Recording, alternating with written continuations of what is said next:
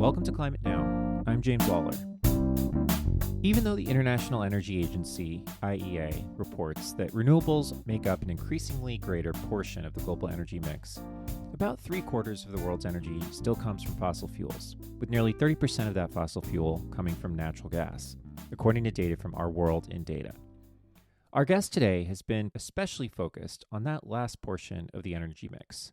Casey Handmer is the founder of Terraform Industries, a company that aims to replace fossil gas and hydrocarbons in general with a new carbon-neutral synthetic hydrocarbons.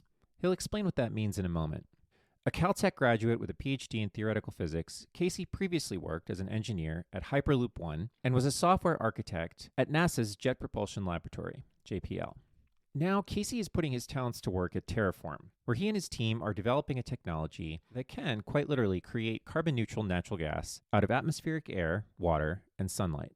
In our conversation today, we'll discuss the economics, technology, and the science underpinning Terraform's work to build, and crucially scale, what Casey calls, quote, a synthetic hydrocarbon supply chain here on Earth.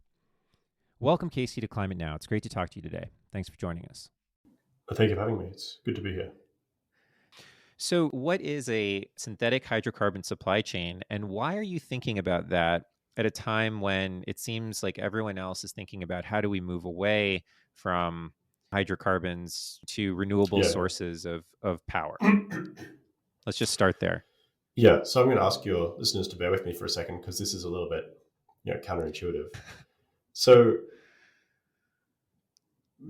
essentially 2/3 to 3/4 of the energy that humanity consumes is in the form of hydrocarbons or coal. And much as we would like to, in maybe a moral sense, simply switching that off is not an option. It would be a moral and environmental catastrophe just to essentially spontaneously starve most of the world's population. But it would also be, for that reason, politically impossible as well. So I think we need to think about CO2 emissions as something which has both a positive side and a negative side. And the positive side is, if you're a NASA satellite looking down at the Earth and you're looking at countries that are emitting a lot of CO2, they're generally ones where people are having longer, better, more peaceful, more stable, less dangerous lives, where their children have a greater chance of survival. And so, but for the fact that CO2 accumulating in the atmosphere is causing this kind of slow-rolling climate disaster, actually emitting a bunch of CO2 is probably a good thing. And so really the problem is not emitting CO2. The problem is that CO2 emission was the carbon that originated in the crust and is now in the atmosphere and has no way of quickly going back into the crust. It does eventually go back into the crust, but it takes hundreds of years. So the way we solve this problem is that we turn off the oil wells, right? We turn off the coal mines, but we also continue to burn and consume lots and lots of hydrocarbons as much as we possibly can. Now, I want to just pause you there for a second. What is it? What's so magical about hydrocarbons? Why are they such a great option to power civilization? You've mentioned one reason, which is that of inertia, meaning that we already rely on them for the success we've had so far. But why are they important going forward? I think people generally underestimate or don't fully appreciate the ways in which oil and gas and coal come into their lives. And just to give a couple of examples, the Haber-Bosch process is powered by hydrocarbons. And so that's essentially a technology that allows us to produce nitrate and ammonia-based fertilizers, which essentially underpin the fertility of modern farming. So to unpack what you just said there, essentially, just to clarify and make sure that everyone follows what you just said, you've got, we have nitrogen that naturally occurs in the air. You use Haber-Bosch to combine that with hydrogen, which comes off of a steam methane reforming process derived from a fossil fuel, namely natural gas. And so that ammonia goes into our food. We eat the food. Ergo, a large percentage of nitrogen in our bodies is fossil fuel derived. It's also the case that before the Haber-Bosch process was invented, the world population was much lower. Farming was much more labor intensive, and starvation was basically a certainty if you live long enough. And since it was invented, it's an extreme rarity. It essentially only occurs because of very deep mismanagement and war or other factors. It doesn't occur naturally. So that's one example. Then, of course, essentially all plastics, glues, resins, and so on are all derived from hydrocarbons. The clothing that I'm wearing is made of hydrocarbons. The computer that we're using here is made of hydrocarbons. The silicon that's in it is refined using hydrocarbons. It's essentially every single industrial process in the entire world, which is responsible for producing tens of millions of basic fundamental products that our lives depend on, is derived from hydrocarbons. We live in the age of oil. And It is possible in some cases to electrify these processes or to come up with refining processes that do not rely on hydrocarbons. It is exceptionally unusual for those processes to be superior, that is to say cheaper and deliver more value than the ones that use hydrocarbons. What I would like, if your listeners take one thing away from this interview, it is that I guarantee here, like that in 100 years, 1,000 years, 10,000 years, much of what humanity depends on for its fundamental supply chains will still be dependent on hydrocarbons. Those hydrocarbons will no longer come from crust, but they will still be essentially natural gas and its derivatives being used to power all these kinds of things.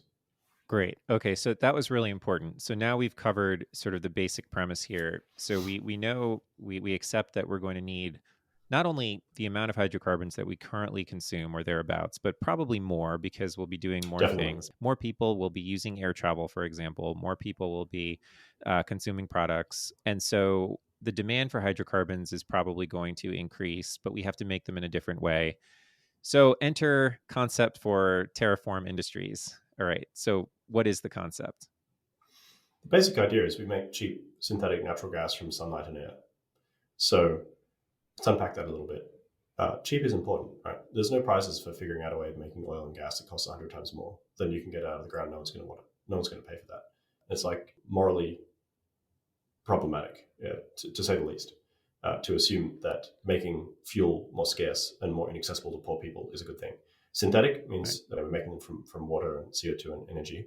They're not being derived in their natural form underground as we find oil and gas there. Natural gas is one of the names for methane or CH4. It's the simplest hydrocarbon. It's also the fuel that is used by a lot of modern rockets. In some ways, it's a very versatile chemical. It's somewhat more difficult to transport than oil because it's gaseous at room temperature, but we're getting pretty good at that as well. The United States is now the world's major exporter of natural gas and is exporting it all over the world, largely derived from the fracking boom. So the good thing about that is that there's all this existing infrastructure that already uses that process. All we need to do is substitute the point of creation, right? So like you can think of like the surface of the earth just above the grass, where like the natural gas comes out of a pipe and then goes into a distribution system, and you just kind of cut it there and then plug in a new system. And it's completely backwards compatible. It's cross compatible. We're looking actively at deploying our first systems in existing gas fields, so that we can augment their production and bootstrap off their existing distribution infrastructure, which is super helpful. So at no point do we have to rip everything out and start again. At no point do we have to build a new national pipeline network for hydrogen or ammonia or some other chemical. It just kind of feeds straight in. So you can't make it cheaper unless you have a source of energy that's significantly cheaper than natural gas. And natural gas is one of the cheapest forms of energy there is. So like, what is cheaper than natural gas? Because the interconversion process is not perfectly efficient, far from it actually. So you need something that's even cheaper than that. And it turns out that we've gotten so good at making solar panels, you can synthesize natural gas from that electricity out in the middle of nowhere in some desert somewhere more cheaply than the drilling a hole in the ground, which is super important if you happen to be someone who needs natural gas and you don't happen to be in a part of the world that has it naturally occurring. Right now, all you have to do is put a solar array out, which is essentially how we got our energy before the Industrial Revolution. Right, everywhere that people live is just a place where they can go and plant plants, which are solar powered, but they make synthetic carbohydrates using sunlight and air, and then you would take that energy and eat it, and that was how you feed your body. So basically, we're doing the same thing, but on an industrial scale. So I understand the inputs to the process are, you're taking electrolysis. So you're breaking the oxygen hydrogen bonds in water by running electric current through water, and you're getting that electric current from solar panels. So that's your source of hydrogen. Then on the other side, your source of CO2 is a direct air capture process where you're running the ambient air across the sorbent, which is capturing the CO2, which you're then re-releasing and compressing sufficiently to then enter into a reaction with the hydrogen you've produced to produce your methane, right? So you've got these two processes that sort of connect and make your final product. Now, what I struggle to get my head around with this is you're doing two things that are incredibly energy intensive, right? You have you're breaking the hydrogen oxygen bond, which is a strong bond. So it needs a lot of energy to do that. And then you need a lot of energy to take CO2 out of the air, which again is a few hundred parts per million. And that is also not trivial. We've talked a lot about direct air capture on this podcast. And so our listeners maybe are somewhat aware with how energy intensive that is to do that at any kind of scale. Yeah. Okay. So I think it's a common misconception that the reason DAC is hard is because it's energy intensive. It's actually not energy intensive, not compared to electrolysis, not even close, and not intrinsically. If you're in a situation where you're extremely energetically constrained, you can capture CO2 from the air with almost no energy. And the plants do this all the time, right? Plants are spending almost all their energy doing the electrolysis step. In our situation at Terraform, we're actually not particularly energy constrained because the solar panels are getting cheaper and cheaper over time, whereas we are constrained in terms of materials, land, labor, and all the other stuff. So we actually want to find ways to make the machinery more cheaply by spending energy that would otherwise be essentially for free, right? Like, right. In our system, we're spending 80+% of the energy on the electrolysis. So the rest of the system can afford to be extremely inefficient, and it doesn't really make any difference to the bottom line in terms of energy use. So that actually significantly relaxes a bunch of constraints that would otherwise make our lives very difficult. And in particular, it allows us to use alkali oxide solvent materials, which are, in our case, calcium carbonate, or calcium hydroxide, which is the main ingredient in cement. It's extremely energy intensive to make it, but it's also extremely cheap to get the raw materials, which is necessary because we want to deploy this at enormous scale. The most expensive, highest efficiency CO2 solvent materials can cost tens of thousands of dollars per gram. And maybe you can cycle them 10 times a day, but that's it, right? And so you spend $10,000 and you can capture a couple of grams of CO2 a day if you're lucky. By contrast, crushed limestone is $20 a ton, and you can cycle that once every 2 days. So you're talking tons of CO2 per day for $20 instead of grams of CO2 per day for tens of thousands of dollars, which it's like, it's literally 1 billion times better value for money. What, 1 billion with a B times better value for money. So right now, the price of natural gas is about $2.50 per million BTU, or $2 to $3 per 1,000 cubic feet, I think. Yeah, it varies from place to place, but that's roughly right. And so what is the cost? You project that the cost of the gas that you'd produce is about the same? So it's a slightly complex question, as you might appreciate. We think that we can produce natural gas at the same timescale as fracking, which is to say reasonably quick return on investment, essentially at the same marginal price that we're paying for electricity in dollars per megawatt hour. So to give you some concrete numbers here, right now, we believe that we could deploy in the United States solar arrays to produce electricity for about $20 a megawatt hour. We think that number will drop down towards $10 by the end of the decade, which is not particularly competitive if you are sitting on top of an existing highly productive fracked well in Texas, for example, where the gas is basically free. But a lot of the world's consumption of hydrocarbons is in places that are highly developed countries that do not have their own adequate supplies of oil. And in these countries, it is not unusual for them to pay $20 to $50 per unit of natural gas. And their next best option is to import it via a colossal, liquefied natural gas tanker coming across from the United States. So we think that the vast majority of the world's population can depend on our technology for local supply of cost-competitive hydrocarbons in the next decade.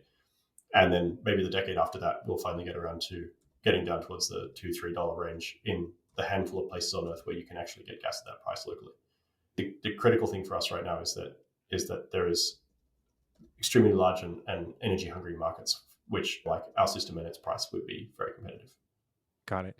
And so that's your customer. You're focused on countries that have a hard time procuring natural gas at anywhere close to that spot price. Well, now, in the medium term, yes. In the short term, we're actually deploying here in California, and the reason for that is that there's actually a reasonably well-developed market here at the sort of scale that we're considering production in the near future that's willing to pay quite a bit more for renewable natural gas. And those prices are between $20 and $50, same as you would get in Europe. So it's very convenient for us. And then on top of that, we have the Inflation Reduction Act, which in the United States, which also is a substantial subsidy for us in the short term. All of these things basically help us bootstrap to the point where we can address the broader market. It's also, I think this is underappreciated just how enormous these markets are. Other large industries might turn over $1 billion in a year, and the oil and gas industry turns over $1 billion in an hour. And so for us, we don't actually have to sell all that much gas in the grand scheme of things to make a lot of money and to be able to self-fund our operations going forward and just walk down the experience curve and get those cost curves in the right direction. Yeah. The critical thing for us is just getting those early market entry points right. Yeah. So a little more on that. So in California today, you're able to sell your natural gas at $10 to $30. Who's buying it at that price? There's the LCFS program in California, and there's also a number of other programs. Got it. Now, for those who don't know what LCFS stands for, it's the Low Carbon Fuel Standard. It's a program in California and elsewhere that has basically set a declining cap on the carbon intensity of certain fuels, which leaves emitters with two choices: either refine cleaner fuels so they can meet the cap, or purchase credits generated by producers of low carbon fuel to account for their deficit. There are quite a number of fairly intense carbon emitters that are prepared to pay quite a lot of money so they can trade those carbon credits under the LCFS or similar systems. So broadly speaking, there are ultimate buyers of natural gas, industrial buyers who, if they use your natural gas, they're willing to pay a multiple of what they would otherwise pay SoCalGas or whomever they're buying it from. So like SoCalGas is a regulated utility. They have legal Yeah. obligation to go and purchase it at the lowest possible price, which makes sense. And so we actually have offtake agreements with SoCalGas right now, and we anticipate that they will be the first people to hand us a check in the coming months as we complete our end-to-end demo, which we fabulous. Really critical proof of concept or proof point for what we're doing here, which is converting electricity into money without having to go through the congested electrical grid. Yeah, and then they also directly procure RNG and distribute it through their system. Got it. And so they have customers that are willing to buy this gas for the purpose of counting the credits. Well, they do, but they also have legal obligations to purchase a certain fraction of RNG. So SoCalGas is in an interesting position. Essentially, all of California's utilities have to reduce their emissions, and for the utilities that have electrical, they can offset the emissions of their gas business with their electricity business. But SoCalGas is gas only, so they're working like crazy to do this very multi-pronged approach to try and reduce their exposure to kind of the unavoidable emissions of getting gas out of the ground and burning it. Right. So it's principally the political liability or the legal liability that that SoCalGas has that forces them to buy at a much higher price. It's not like they have customers that are willing to pay that price. But they have some customers as well, right? So the LCFS program, it was intended to provide a market for people who could make either voluntary or mandatory purchases of reduced carbon intensity fuel under the existing system. So like we're not mandating from heaven that like, oh well, you're an evil polluting cement company or truck company or something, therefore you have to go out of your way to somehow procure hydrogen to run your system. No, you can continue just using the same old supply chain as forever, but we have this accounting mechanism on top that allows us to like essentially provide these market signals that will help people essentially go and build RNG facilities. I think there's a lot to be said for the success of that program, which is that it's taken a bunch of methane emission that would otherwise just occur, and it's a terrible greenhouse gas itself, and captured it and burned it. Okay. There are a lot of companies that are focused on using biological or sort of non-fossil sources of carbon and converting those into fuels, from agriculture or from forestry waste or other things, and they're converting this through a variety of processes to aviation fuels. So on the surface, it would seem that makes sense because you have a more concentrated source of the carbon in the biomass than you do, let's say, in the ambient air, right? So if you were to pick your source of carbon, one might think that a better place to start would be the biomass, but you're not choosing to go that route. You're choosing to make fuels from carbon that is harder to get your hands around because it's floating out there in the air. To an extent, but like once you solve that problem, you can do that anyway, right? So like if in principle we could go and like set up shop next to a coal plant or something and be like, well, the carbon that is in the smokestack from that coal plant is more concentrated than in the air. That'll make our lives easier. But it doesn't really make your life easier because first of all, now you can't deploy anywhere unless you've got a friendly coal plant nearby, and that coal plant has to keep operating. And secondly, you can't deploy it at meaningful scale globally. Whereas if you can conceive a system that all it requires is a bit of land to put out some solar arrays, and then it can capture CO2 locally, whether you're in Antarctica or on top of Mount Everest or in your backyard, it's pretty much the same CO2 concentration everywhere. Once you solve that problem, then you've solved it in the general case, right? I think that using biomass to make fuel is in some cases quite sensible, in other places maybe less so. But I don't think anyone seriously believes that we can power today's fleet of planes using 100% biomass-derived SAF. And the reason for that is that if biomass was capable of capturing enough CO2 from the air using the sun's energy, then we would never have needed to industrialize in the first place, right? We would never have needed to dig up coal. We could have just gone on cutting down trees and burning them, as we did for tens of thousands of years, watching our children starve to death occasionally. And I think this is underappreciated. But I'll say it here again for your listeners' interest. A plant is about 10,000 times less efficient at converting sunlight into usable chemical energy than a solar array plus a system like ours. And food, fortunately, is about 100 times more expensive per unit energy than, say, gasoline. So overall, if you have 5 acres of land growing corn or 5 acres of land producing electricity with solar array, the solar array is only 100 times more economically productive than the farming. And farming and solar are both like essentially real estate plays, right? They're like, well, we'll need a couple of states of land to grow corn and a couple of states of land to grow soy, and maybe half a state of land for solar arrays, and then we're done. But it is important to emphasize that despite the fact that modern humans, particularly in the United States, consume only 1% of their energy as food and 99% in electricity and gasoline, solar arrays can more than keep up with that because they are so much more efficient at converting sunlight into usable energy than plants are. So deploying solar arrays and then using them to power synthetic fuel production will actually free up tens of millions of acres of land in the United States, which is currently being used for biofuel production. Right. So if you're serious about wanting to reduce the environmental impact of like monoculture farming across state after state after state, then you should be definitely in favor of synthetic fuel with solar development. And you don't have to put the solar array on the nice arable land, right? You can rewild that, turn it back into prairie or pasture or forest or whatever as it was, and put the solar arrays in the relatively dry and sunny parts of the country. But you don't even need all that much land for the solar arrays, and it's like 51 or 100 to 1, leverage factor in terms of the amount of fuel you're able to produce per unit land consumed. That's fascinating. So give us some sense of the ratios here in terms of total gigawatt capacity photovoltaic solar system and amount of natural gas that you could produce with your process. So let's say you had 1 gigawatt capacity PV farm producing DC. So no inverters, no battery systems, and roughly 5,000 acres worth of solar panels, let's say, for a gigawatt in somewhere fairly sunny. How much CO2 do you capture and how much methane do you produce with that kind of source? Yeah, so that would capture about 200,000 tons of CO2 per year, and then that would essentially all that CO2 gets converted into methane, which would be about 2.4 billion cubic feet of methane per year, which it sounds like a lot. It's actually not that much in the grand scheme of things as far as hydrocarbons go. I mean, it'd be fabulous for our company right now if we were doing things of that scale. But it's also, if you had 5,000 acres producing corn, right, that would be enough to feed a relatively small population of people and their machines. So that's the rough numbers we're thinking here. I can actually give you the really big number if you want. So if you take world population of 8 billion people and you raise their level of hydrocarbon consumption to match the average US consumption, right, then you would need about 400 terawatts of solar, which sounds like a very large number. And that actually in order to provide the hydrocarbons that are required provide that much for that hydrocarbons, increase. Yeah. So it would be about 13 or 14 trillion at current hydrocarbon prices per year. So 13 or 14 trillion sized industry globally, 400 terawatts solar arrays. That's the rough number. So that's roughly equivalent to something like 1/7 of the world's deserts would be under solar arrays. And deserts are about 1/3 of the Earth's land surface area. So it's a fairly substantial. It's like 2% of Earth's land surface area or something would become solar arrays, which is kind of comparable to urbanization and roads.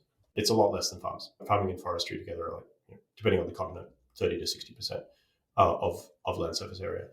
To your earlier point, if we were to produce a synthetic hydrocarbon supply chain using, lots of solar in the way you described, this would also free up some portion of the percent of the land that is used for farming energy crops. Oh yeah, so that varies a lot by disturbed country. Land. Because the United States and very few other countries really grow such enormous quantities of corn, for example, or soy for biofuels and also for meat production. So something like less than 1/10 of US corn is actually for direct corn product consumption. The rest is biofuels, amongst other things. So in the United States, I think it tells a much better story than it does globally. I think most people are not. Mm-hmm. I mean, essentially, most parts of the world do not have anything like the US level of arable land and irrigated land that can be put into agricultural production. So, I mean, in all of these cases, your concept really depends on this trade-off of massive amounts of land for solar arrays to power these processes. Like basically, we'll make any trade. The idea being that as long as our energy source is cheap enough, we can sort of solve any problem effectively. Well, I mean, maybe not every problem, but I think if you can simultaneously alleviate hydrocarbon scarcity worldwide Yeah. and its concomitant strategic and security related issues, and at the same time halt net emission of carbon from the crust into the atmosphere, that would solve an awful lot of problems. That'd be a pretty good record for our generation. That would be a good result. Yeah, previous generation solved refrigeration and we solved this. Okay, we're doing pretty good. Yeah. So, what scale do you think you can achieve in the U.S.? We think that by the time we're deploying gigawatt, 10 gigawatt scale plants in the later part of this decade, early next decade in the United States, we'll be able to basically pay off the capital cost of the installation of these systems in 2 years, which would put us on par with oil and gas exploration, which is where it needs to be, right? What about water requirements? Just for that same 1 gigawatt capacity, how much water do you need? We'd be baselining, I think, about 2,000 cubic meters per day per gigawatt. However, there's two important caveats here. The first is that is astonishingly less water per unit area land than agriculture, right? So like if you've got a bunch of empty land and you want to make it economically productive, you can irrigate it or you can put solar panels there. And the solar panels, as I've already explained, are like 100 times more lucrative per unit area, even though the capex is higher. The second factor is that we can actually make all that water pretty easily. So if we're in a situation where we cannot get access or we don't want to get access to local water supplies, we can easily condense that water out of the air. And the reason for that is that water is 30,000 parts per million or something in the air, even in dry places, and CO2 is 400 parts per million. So like we can easily snatch a few of those water molecules as they go by, and even if the client wants, we can even generate net water. Not enough to do serious agriculture, but enough to provide water for local community or whatever. Society can. I mean, Terraform. No, Terraform. So a machine, basically, we have a condenser. We have a series of condensers in the system, and if we have abundant local water, then it makes sense for us to delete those condensers and save money for the customer, right? But if we don't, we can just leave those condensers in or upgrade them, and we can essentially capture probably up to 10 cubic meters of water per unit per megawatt per day, which is significantly more than we use. Yeah. Well, cool. Well, Casey, this has been fantastic. I love the vision that you have and the way you think about it, and it's a very exciting one. And go faster, please. Well, thank you. And that's it for today's episode of Climate Now. Thanks for tuning in. If you'd like to learn more about today's conversation, visit our website, climatenow.com, where we always upload source transcripts of our episodes. If you have any questions about this episode, or if you know someone who you think would make a great guest, feel free to email us at contact@climatenow.com. Thanks for tuning in, and until next time.